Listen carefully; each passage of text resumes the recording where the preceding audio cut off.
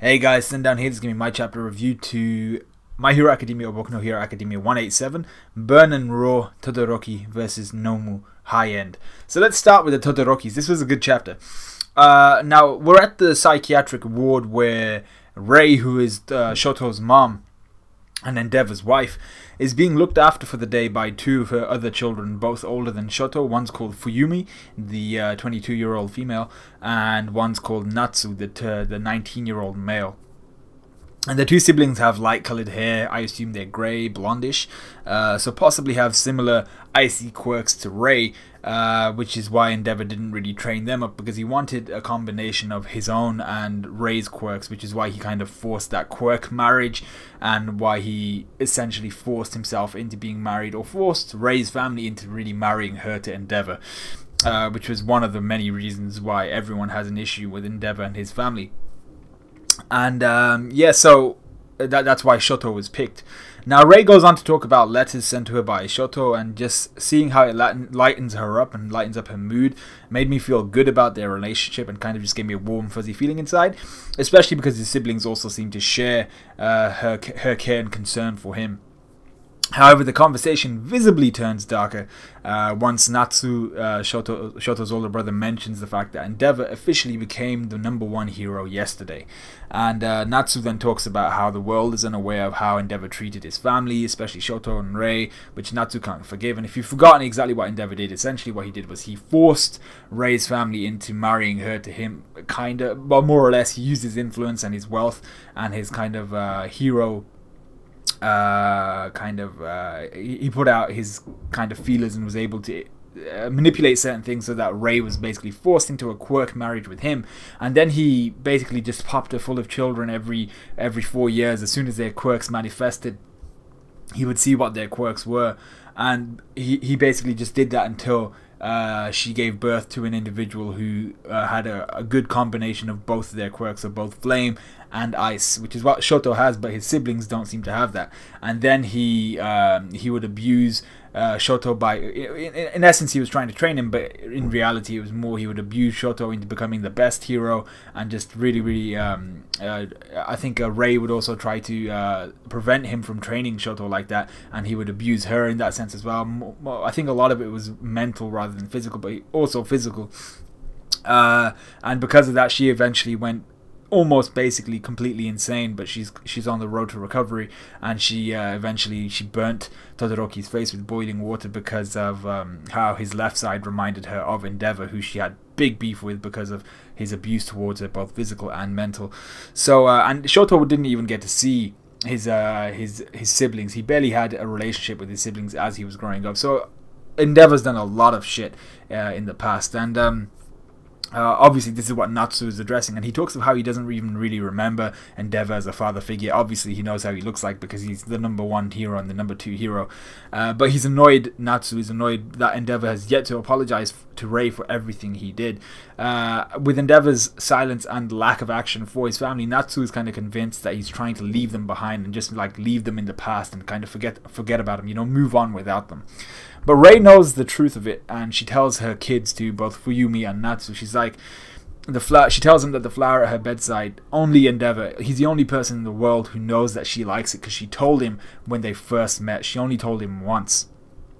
And Endeavor has apparently been to see her multiple times, but Rei isn't mentally ready, and her doctors feel it's a bad idea at the moment. But the thing is, she's trying to say that she only told Endeavor about the flower once, and he remembered. So the flower is there kind of to symbolize that he remembers his family, and he hasn't forgotten them, and he's not going to move on without them. He remembers they're there, and he's going to proactively try and kind of reintegrate with them.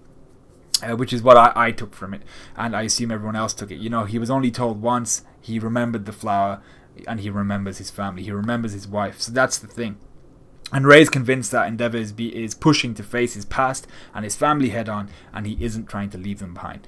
So now, I can't personally forgive Endeavor for what he did to his family, to Rei and to Shoto, but the fact that he's trying to make amends at this point is at least to a certain degree commendable, and he is worthy of respect for trying to develop a relationship at this point at least. And the only other thing is that this intro is such a major death flag that it's not even funny. I mean, like, a family talking about how an unforgiving, cruel father has turned over a new leaf only for him to kind of wind up dead. That seems to be what this is winding up to. And though I seriously doubt Endeavor's going to die now that he's finally number one, if that happened, Horikoshi would be an absolute boss, and that would be a really, really awesome kind of twist to the story. So then we come to the second scene, really, for me, which is Endeavor versus High End, which is essentially Endeavor fighting the new Nomu we've seen that can talk. And I loved how in this scene Hawks asks if Endeavor was flying, and Endeavor's only just there like, no, I just call it not falling. So essentially he can't fly, but he can propel himself enough with his flames to basically stay in place and not fall. And I think if he did put enough energy behind it, he could probably propel himself enough to fly, but he probably wouldn't have too much control over it. So we then see that High End has a regenerative quirk, healing from the damage he took from Endeavor in the last chapter, and Endeavor picks up on this really quickly. And here is really where we see how intelligent Endeavor is, and he's making mental notes on this Nomu compared to the one that he's already fought, and other Nomus he's heard of since the Hosu incident, or from the Hosu incident, and since the Kamino incident. And he distinguished between the black Nomus and the white Nomus here.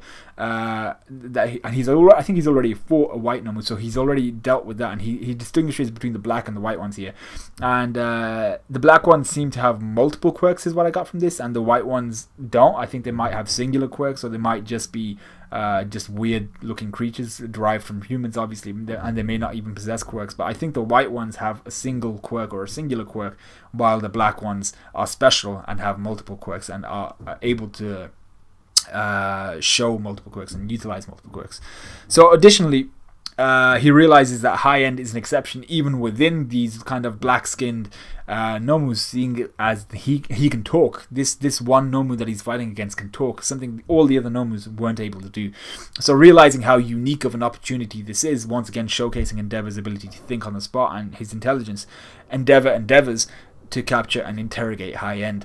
However, his Thorn Vine Flame Hellspider technique, which he fires at High End, is dodged, giving High End the opportunity to smash Endeavor through a building, which he goes ahead and takes, And the ensuing fight is awesome, with Endeavor being pulled across the building, and the building, top third of the building, starting to fall off as all the supports beneath it have been cut off. And this also shows, I think, how tough Endeavor is. Our boy got knocked through a building and across a building, and he's just floating there analysing the situation calmly and realising that High End is in actual fact stronger and faster than him, and he's just like, oh shit, yeah, okay, I need to pay attention to that. And I was like, bro, you just got knocked through and across a building and you're fine, and your quirk is supposedly only the ability to manipulate flames and to produce flames from your body. He's also incredibly strong and durable. So as the building starts to come down, and other heroes on the floor are looking up like, shit, what the hell do we do? This is a main street, people are going to get killed. This is where Hawks chooses his moment to shine, and we finally get more information on his quirk, which is referred to by Mangastream as Adamantine Wings, and by Jaimini's box as Mighty Wings. I think Adamantine Wings sounds so much cooler, so I'm going to go with that. Now his quirk is he can manipulate the strong yet flexible feathers of his wings separately with his mind.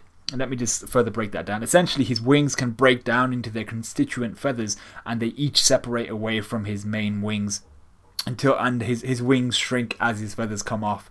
And he can then control each individual feather, and it stays afloat in the air, and it can still fly and everything. And he can control each individual feather and tell it to do whatever he needs to do.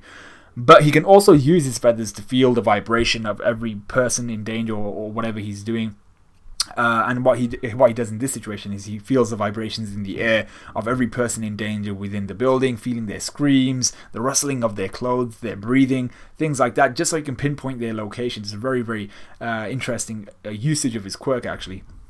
And doing this, he jumps out the window with his wings mostly broken apart, because he's used like 80% of them to go and free people and to go and save people. And he just jumps out the window like completely in command of his quirk, saving everyone within the top third of the building and getting them out onto separate rooftops around the crime scene.